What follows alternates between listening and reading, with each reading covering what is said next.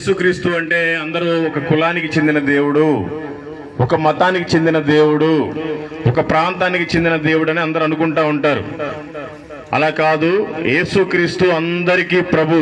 ఈ భూమి మీద పుట్టిన ప్రతి మనిషికి కూడా నిజమైన దేవుడు యేసుక్రీస్తు. నేను కూడా 4 సార్లు అయ్యప్ప మాల వేసుకున్నాను, 18 సార్లు తిరుపతి వెళ్ళి గుండు చేయించుకున్నాను. కాశీ నుంచి కన్యాకుమారి దాకా ఉండే ప్రతి హిందూ టెంపుల్కి వెళ్ళి నా మొక్కుబళ్ళన్నీ తీర్చుకున్నాను. కానీ నాకు ఎప్పుడూ సంతోషము సమాధానం లేదు. ఎప్పుడైతే 40 రోజులు మాల వేసుకుంటానో 40 రోజులు మాత్రమే తాగకుండా ఉండేవాడిని, సిగరెట్లు తాగకుండా ఉండేవాడిని. ఆ తర్వాత మళ్ళీ మాల తీసేసిన తర్వాత అన్ని నా పనులని నేను చేస్తూ ఉండేవాడిని. ఇది కాదు జీవితం అని అనుకుని నేను యేసు ప్రభువుని నమ్ముకున్న తర్వాత చాలా ప్రశాంతంగా ఉంది. మీరు కూడా యేసు ప్రభువుని తెలుసుకోవటం వలన చాలా ఉపయోగకరం. ఎందుకంటే ఈ భూమి ఎలా తయారైందంటే దేవుడే నోటి మాటతోటే భూమి కలుగునుగా కంటే భూమి కలిగింది, ఆకాశము కలుగునుగా కంటే ఆకాశం కలిగింది, సముద్రము కలుగునుగా కంటే సముద్రం కలిగింది, చెట్లు జంతువులు సమస్తము కలుగునుగా కంటే కలిగాయి. కానీ మానవుడిని మాత్రం అలా నోటి మాటతోటి దేవుడు తయారు చేయలేదు. సేమ్ ఆయనలాగే చాలా అందంగా సుందరంగా తయారు చేసుకున్నాడు. మనకి జీవాత్మను పోతే మనం అంతా ప్రాణం పోసుకుని బ్రతుకుతా ఉన్నాం. ఈ లోకంలో మనం పుడుతున్నాం, పెళ్లి చేసుకుంటున్నాం, పిల్లల్ని కంటున్నాం, వాళ్ళకు కూడా పెళ్లిళ్ళు చేస్తున్నాం, వాళ్ళకు కూడా పిల్లలు పుడుతున్నారు, ఏదో ఒక పని చేసుకుంటున్నాం, వ్యాపారం చేసుకుంటున్నాం, ఎవరికి చెప్పా పెట్టకుండా చనిపోతున్నాం. చనిపోతున్నాం అంటే ఎక్కడికి వెళ్తున్నాం ఒకసారి ఆలోచించాలి. మనం చనిపోయిన రోజున మన బంధువులందరూ వస్తారు, ఊళ్ళో వాళ్ళందరూ వస్తారు, ఓ పాడి కడతారు, బొరుగులు చల్లుతారు, తమలపాకులు చల్లుతారు, పూలు చల్లుతారు, తీసుకెళ్లిపోయి పాతి పెడతారు. మహా అంటే 1-2 రోజులు ఏడుస్తారు. ఆ తర్వాత 3వ రోజు 5వ రోజు చిన్నదినం అని చేస్తారు, 11వ రోజు 15వ రోజు పెద్ద దినం అని చేస్తారు. ఆ పెద్ద దినానికల్లా మన ఫోటోను కూడా రెడీ చేస్తారు. కానీ మన ఫోటో మిగులుతుంది, కానీ మనం ఎక్కడికి వెళ్తున్నాం అనేది తెలుసుకోవాలి. ఈ భూమి మీద బ్రతికినప్పుడు మనకందరూ కనిపిస్తారు, అన్ని కనిపిస్తాయి. చనిపోయిన తర్వాత 2 ఒకటి స్వర్గం, ఒకటి నరకం. స్వర్గానికి వెళ్ళాలి అంటే ఒకటే మార్గం, వేరొక మార్గం లేదు. మానవుడు చేసిన పాపాల నిమిత్తం నిజమైన దేవుడు ఎవరో తెలుసుకోలేక మనకి నచ్చిన కోడిని, మనకి నచ్చిన మేకని, మనకి నచ్చిన పొట్టేలని దేవుడి పేరు చెప్పుకొని మనమే కోసుకొని తినేస్తున్నాం.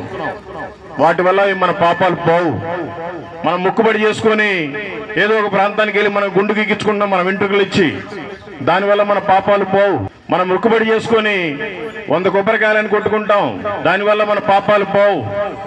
నిమ్మకాయలు కట్టుకుంటాం, దానివల్ల మన పాపాలు పోవు. ఏదో తాయెత్తులు కట్టుకుంటాం, దానివల్ల మన పాపాలు పోవు. మానవుడు చేసిన పాపము పోవాలి అంటే రక్తము చిందించబడాలి.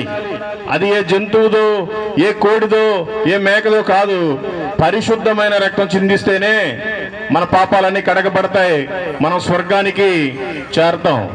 మానవుడు దేవుడికి బాగా దూరం అయిపోయాడు. మనం అసలు ఈ భూమి మీద ఎందుకు పుట్టాం, ఎందుకు బ్రతుకుతున్నాం, ఎందుకు ఇలా ఉంటున్నాం అనేది ఆలోచించకుండా దేవుడికి దూరం అయిపోయాడు. దేవుడు చూశాడు. ఒకసారి నోవాహు అనే అతన్ని పంపించాడు, ఒక పడవను కట్టు, ఆ పడవలోకి ఎక్కిన వాళ్ళంతా రక్షింపబడతారు. ఈ భూమి నేను పాడు చేస్తున్నాను, పాపం అనేది పేటరేగిపోతుంది, వావి వరుసలు లేకుండా తప్పులు చేస్తున్నారు, కులమతాలు తేడా లేకుండా అన్ని వ్యర్థమైన పనులు చేస్తున్నారు, చిన్న పెద్ద తేడా లేదు, దేవునికి దూరం అయిపోయాడని దేవుడు ఆలోచించి నోవాహును పంపించాడు. ఆయన పడవ కడతా ఉన్నాడు. అందరిని దాంట్లోకి ఎక్కమంటే ఊళ్ళో వాళ్ళంతా కూడా నవ్వుకుంటా ఉన్నారు. వీళ్ళేదో చెప్తున్నారులే, పని పాట లేకుండా ఇక్కడికి వచ్చారు. ఇప్పుడు మేము చెప్పినట్టుగానే ఆయన కూడా కేకలు పెట్టి చెప్తా ఉండేవాడు. ఒక రోజున పడవ పూర్తయిపోయింది, వాళ్ళ కుటుంబం వరకు ఎక్కారు, మిగతా వాళ్ళు ఎక్కలేకపోయారు. ఎందుకంటే వాళ్ళకి నమ్మకం లేదు, 40 రోజులు వర్షం కురిపిస్తాడు దేవుడు, ఈ భూమిని మొత్తాన్ని పాడు చేస్తాడు అంటే.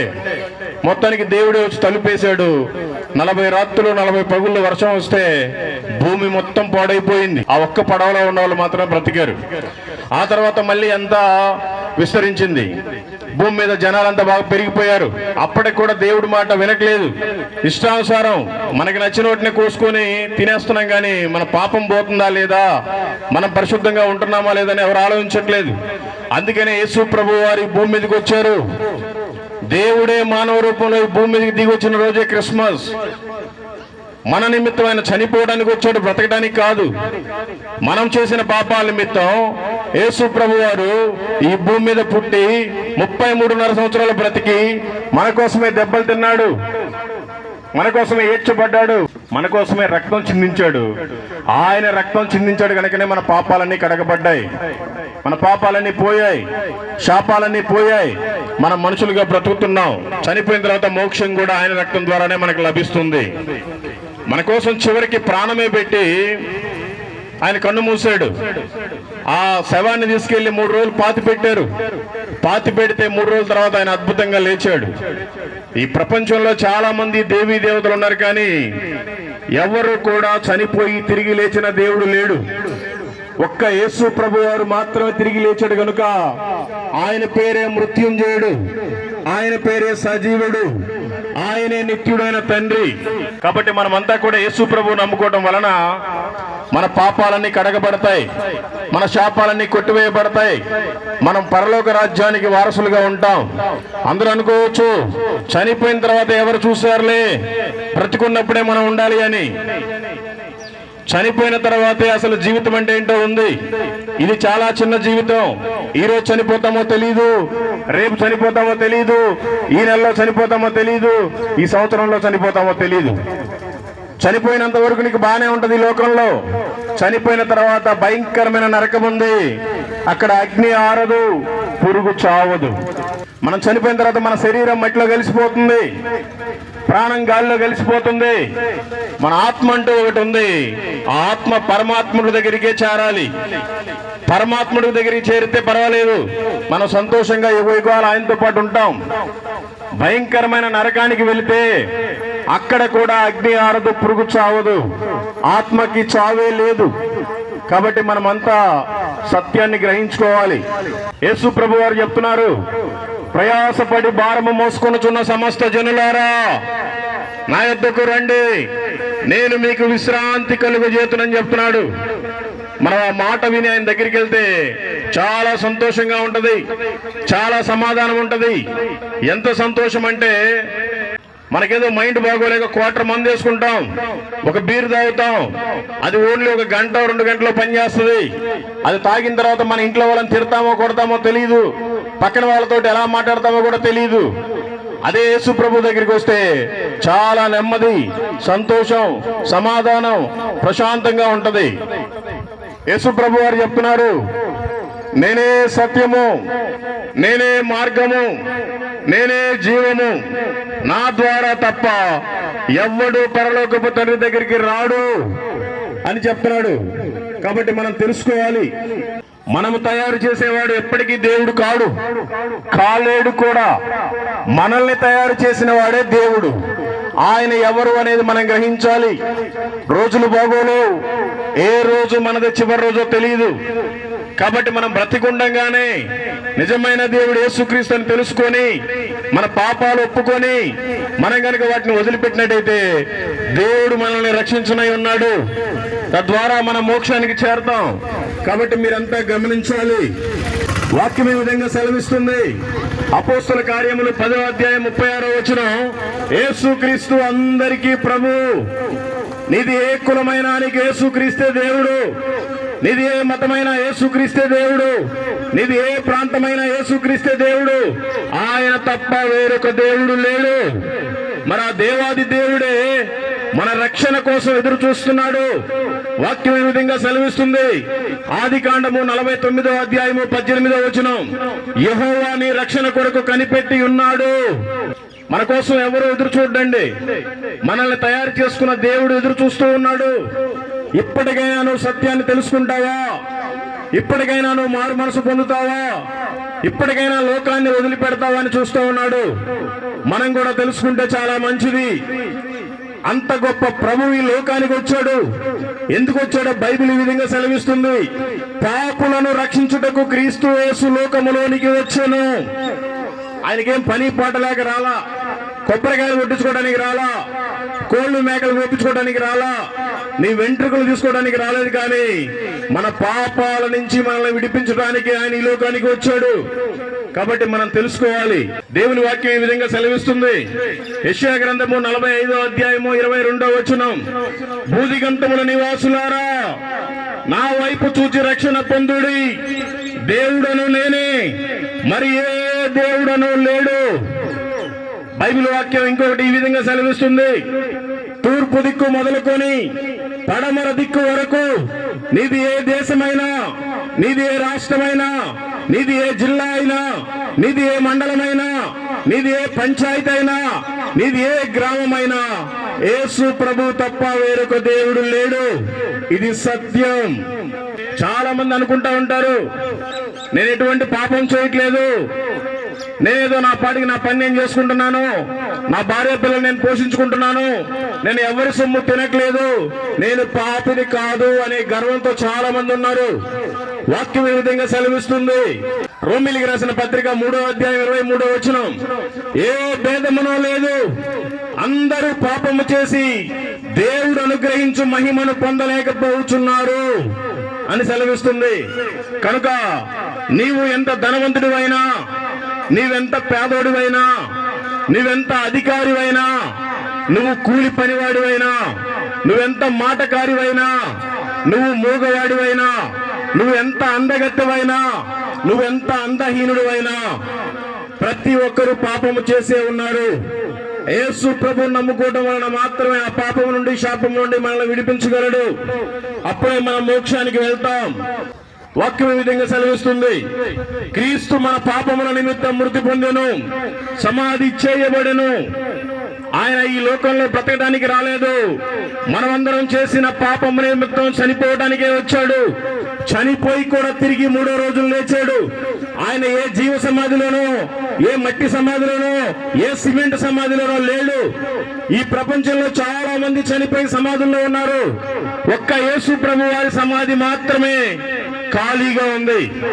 ఎందుకంటే ఆయన సజీవుడు, ఆయన మృత్యుంజయుడు, ఆయనే నిత్యుడైన దేవుడు. కాబట్టి ఆయన మృతుల్లో నుండి లేపబడ్డాడు. ఆయనను నమ్ముకుంటే మనమంతా కూడా స్వర్గానికి చేరుతాం, లేకపోతే చేరలేం. చాలా మంది సంవత్సరానికి ఒకసారి ఏదో ఒక మంచి రోజు చూసుకొని కొన్ని మేకలని, కొన్ని కోళ్ళని, కొన్ని పొట్టేలను కోస్తా ఉంటాం. వాటిల్లో ఎటువంటి ఉపయోగం ఉండదు. వాక్యం ఈ విధంగా సెలవిస్తుంది, ఏలయనగా ఎడ్ల యొక్కయు మేకల యొక్కయు రక్తము పాపములను తీసివేయట అసాధ్యము. కాబట్టి మనం ఎంత కొమ్ములు తిరిగిన పోతును కోసినా, ఎంత పెద్ద పొడవున్న కొమ్ముల్ని ఆ పొట్టేళ్ళని కోసినా మన పాపాలు పోవు. గాని యేసు ప్రభువుని నమ్ముకుంటే సత్యాన్ని తెలుసుకునే వాళ్ళం అవుతాం, పరలోకానికి దగ్గరగా మనమంతా ఉంటాం. సామెతల గ్రంథము 28వ అధ్యాయం 13వ వచనం బైబిల్ ఈ విధంగా సెలవిస్తుంది, అతిక్రమములు దాచిపెట్టువాడు వర్ధిల్లుడు, వాటిని ఒప్పుకొని విడిచిపెట్టువాడు కనికరము పొందును. ప్రతి మనిషి అనుకుంటా ఉంటాడు గర్వంగా, నేను ఎటువంటి తప్పు చేయలేదు, నేను మంచిగానే ఉన్నాను అని అనుకుంటా ఉంటారు. కానీ దేవుడు నిజమైన దేవుడు యేసు ప్రభు అని మనం తెలుసుకొని మన అతిక్రమములన్నీ విడిచిపెట్టి వాటిని మన నోటితోటి ఒప్పుకుంటే మనమంతా కూడా రక్షింపబడతాం, లేకపోతే చాలా కష్టం. యేసు రక్తము ప్రతి పాపం నుండి మనల్ని పవిత్రులుగా మార్చును.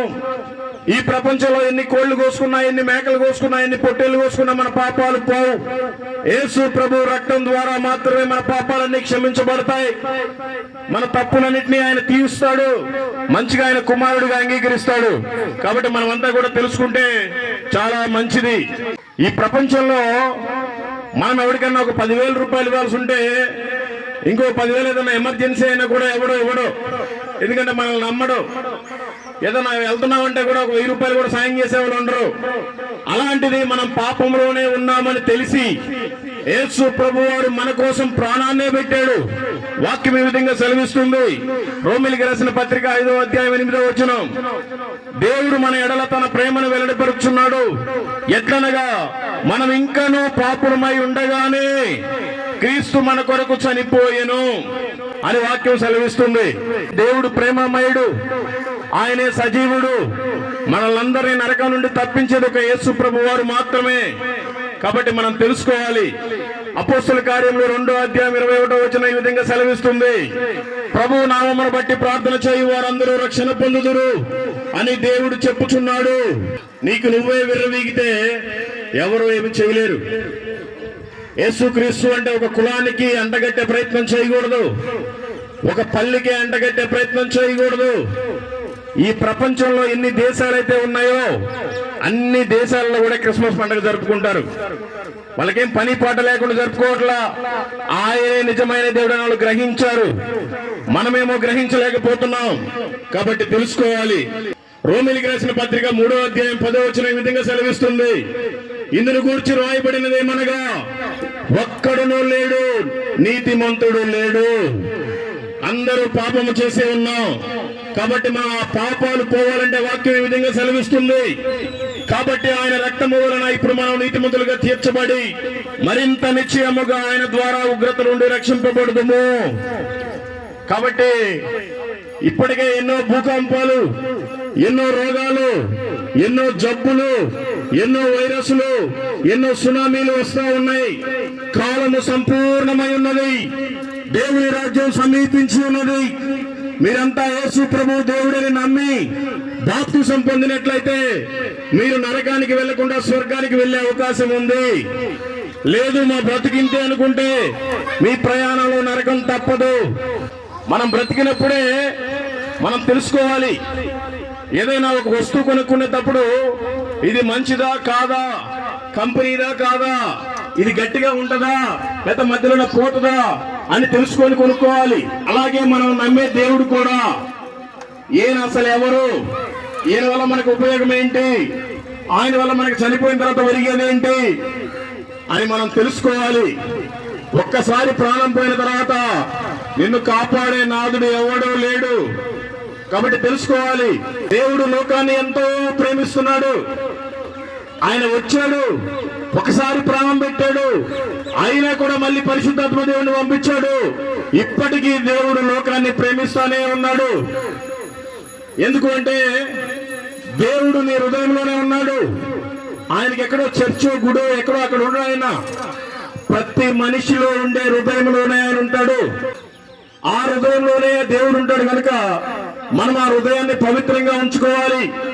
చాలా మంది 5 నిమిషాల ఆత్రం కోసం సిగరెట్లు తాగుతున్నారు, బీడీలు తాగుతున్నారు, 10 నిమిషాల కోసం పొగాకు నవ్వుతున్నారు, గుట్కాలు నవ్వుతున్నారు, అరగంట సంతోషం కోసం అందరూ మద్యం తాగుతున్నారు, సారాయి తాగుతున్నారు, దేవుడి గుడిని పాడు చేస్తున్నారు. అలా పాడు చేయటం వల్ల నీకు ప్రమాదమే. దేవుడిని నువ్వు దుఃఖ పెడుతున్నావు. కాబట్టి సత్యాన్ని తెలుసుకో, చాలా బాగుంటుంది.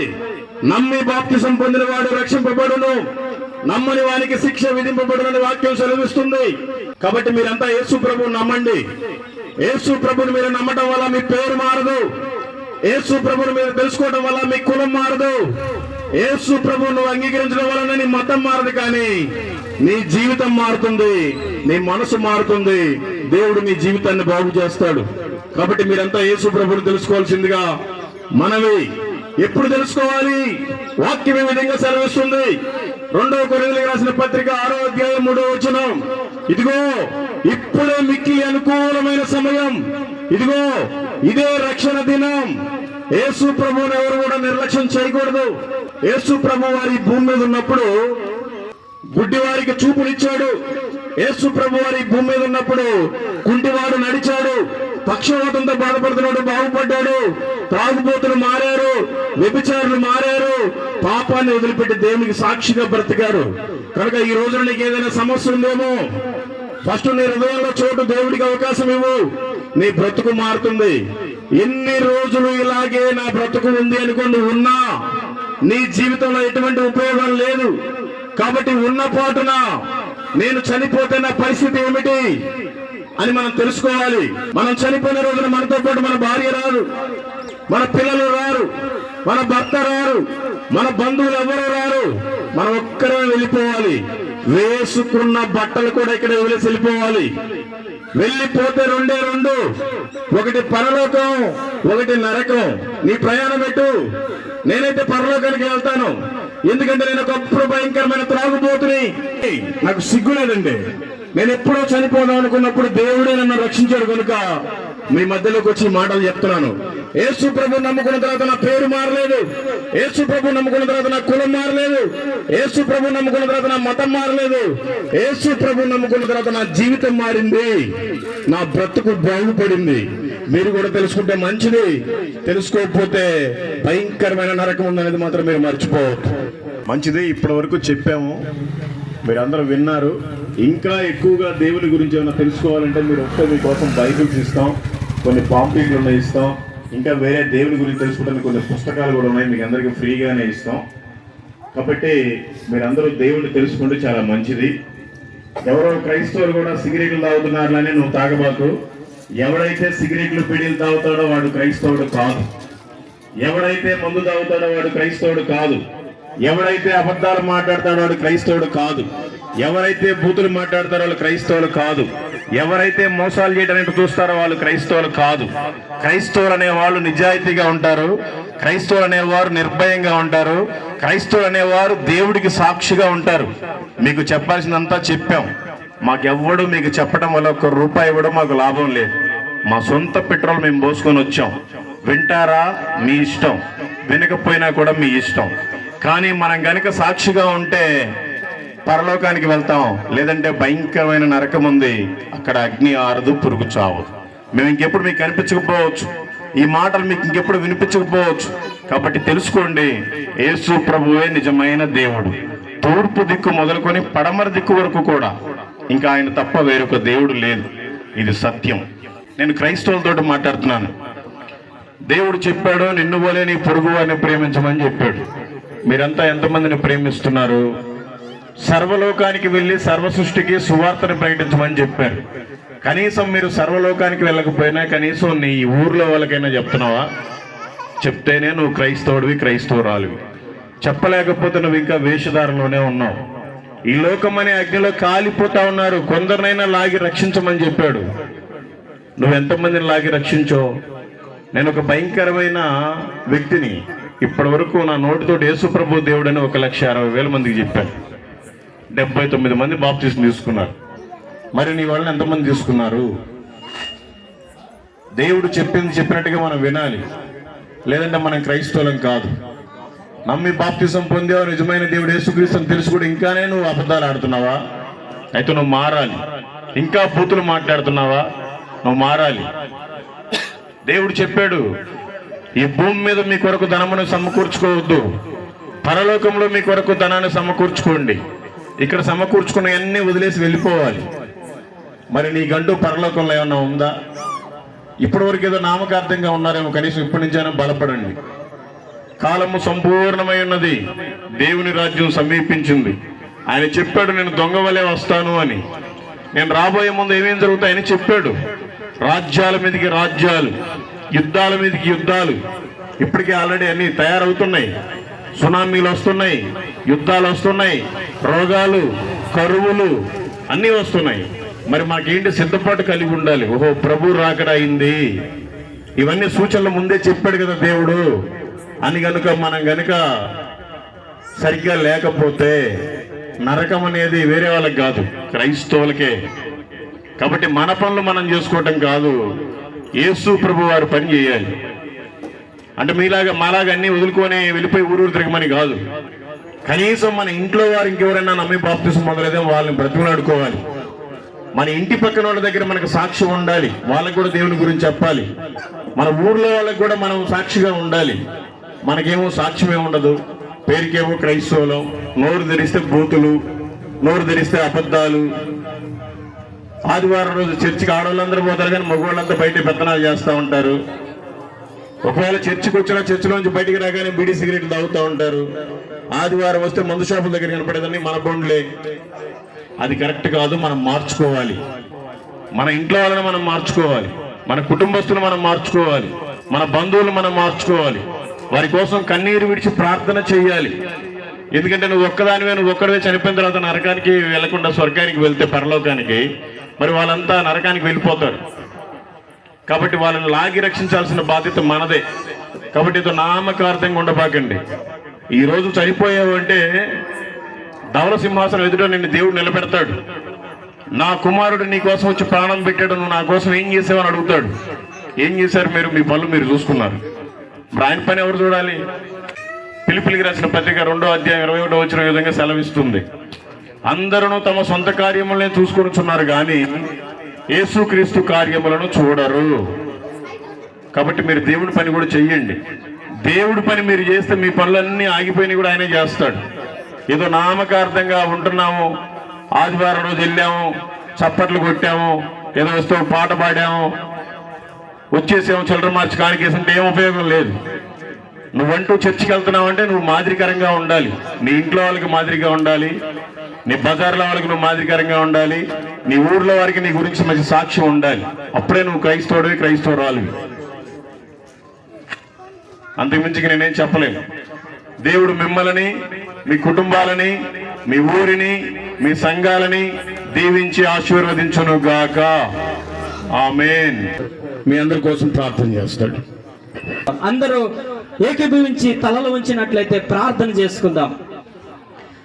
మహాకనికరమ కలిగిన మా ప్రియ పరలోకపు తండ్రి, యేసయ్యా నీ ఘనమైన నామానికి వందనాలు, స్తోత్రములు చెల్లిస్తున్నాం. నీ విశేషమైన ప్రేమను బట్టి, నీ కృపను బట్టి నాయనా ఈ సాయంకాల సమయమందు నాయన ఈ బడుగులోడు రావడము జరిగింది నాయన. మీరు నడిపించిన విధానాన్ని బట్టి స్తోత్రాలు. ఎందుకంటే భయంకరమైన నరకం ఉంది, భయంకరమైన ఉగ్రత ఉంది. ఇదిగో అగ్ని ఆరదు, పురుగు సావదు, మనుషులందరినీ నీవు పురుగులతో పోల్చావు నాయన. ఆ వేడిని తట్టుకునే నాదుడు ఉండడు. అందుకే ఆ భయంకరమైన నరకము నుండి తప్పించాలని ఈ రీతిగా ఈ సాయంకాలం మమ్మల్ని నడిపించిన విధానమును బట్టి స్తోత్రాలయ్యా. ఇంతవరకు వినగలిగిన వారు మార్చబడుదురుగాక, గ్రహించబడుదురుగాక. ప్రభువా మీరే మార్చండి నాయన. ఏ ఒక్కరూ నశించిపోవటమని చిత్తము కాదు, నీవు నరకమును సిద్ధపరిచింది మనుషుల నిమిత్తము కాదు కానీ ప్రభువా సాతాను అనుసరుల కోసమే నువ్వు నరకాన్ని సిద్ధపరిచావయ్యా. ఎందుకంటే మనుషులందరూ నీ ప్రియ బిడ్డలయ్యా, నీ సొంత హస్తముతో చేసుకున్న బిడ్డలు నాయన. నీ బిడ్డలమైన మేము నీ రాజ్యములో, నీ సన్నిధిలో యుగాయుగములు సంతోషాన్ని అనుభవించాలని ఆశపడుతూ ఉన్నావు. అట్టి సంతోషం, సమాధానము ఈ గ్రామస్తులందరూ పొందుకుందరుగాక. ఇక్కడున్న బిడ్డలందరూ ఆ సమాధానము వచ్చునుగాక. ఇంతవరకు నాయన తండ్రి నీ దైవజనుల్ని మార్చి ఏ విధంగా మార్చావు, ఎలాంటి ఉపద్రవం నుంచి రక్షించావు, ఎలాంటి అపాయాల నుంచి విడిపించావో, ఎన్ని కట్ల మధ్యల నుంచి రక్షించావో నీ దాసుని నాట ప్రభువా అనేక మంది విన్నారు, అనేక ప్రాంతాల్లో విన్నారు. ఇదిగో ఈ ప్రాంతవాసులు కూడా విన్నారయ్యా. కనీసం నాయన కొందరినైనా రక్షించుకోండి అయ్యా. ఇవి మా మాటలు కాదు, మా ఆలోచన కాదు, మా తలంపులు కాదు.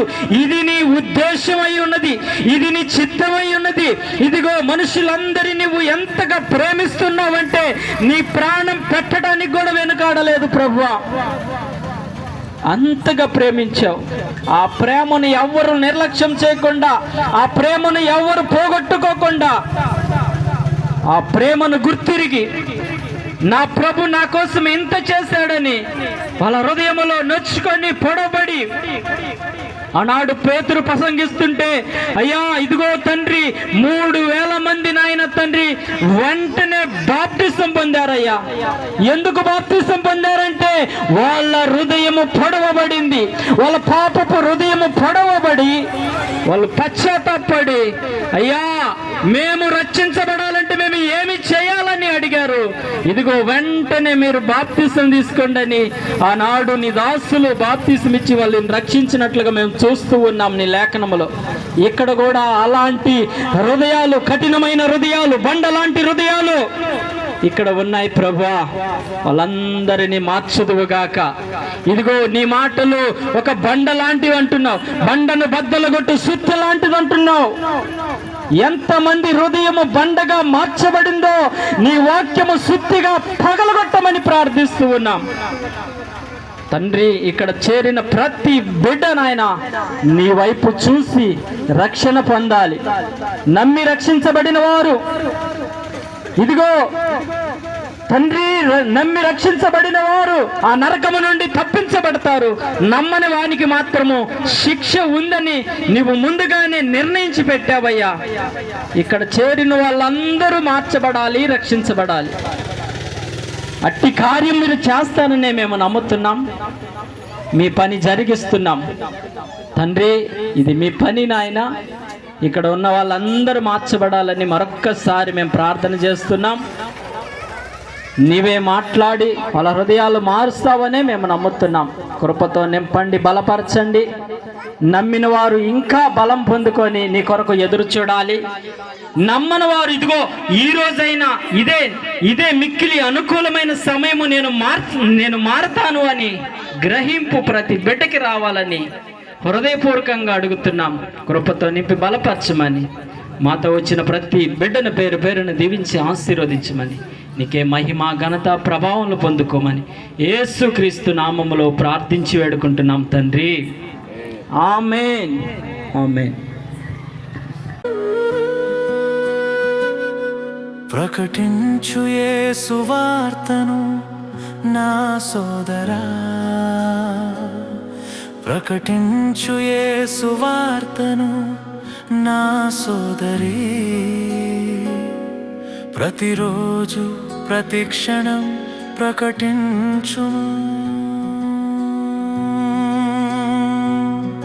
లోకం తెలుసుకునే వరకు, లోకం నమ్మే వరకు, లోకమంతా వినే వరకు.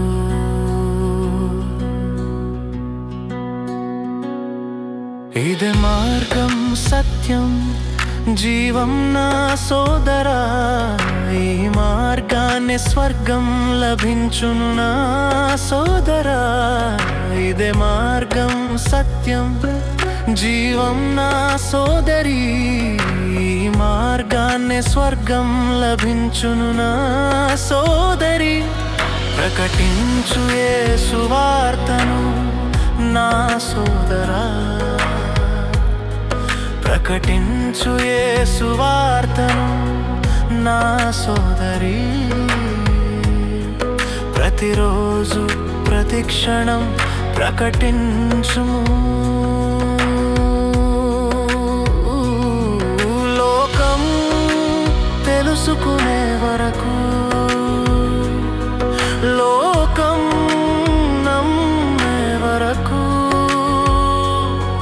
లోకమంతా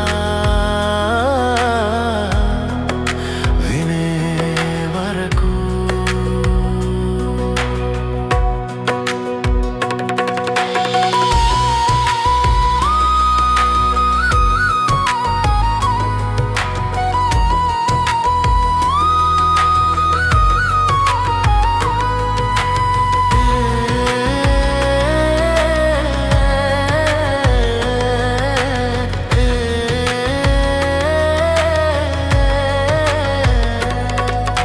వినండి నండి సువార్తను నా సోదరా. ఇదే అవకాశం మళ్ళీ రాదు నా సోదరా. వినండి నండి సువార్తను నా సోదరి. ఇదే అవకాశం మళ్ళీ రాదు నా సోదరి. ప్రకటించు యేసు వార్తను నా సోదరా, ప్రకటించు యేసు వార్తను నా సోదరి. ప్రతిరోజు ప్రతి క్షణం ప్రకటించుము. లోకం తెలుసుకునే వరకు, లోకం నమ్మే వరకు, లోకమంతా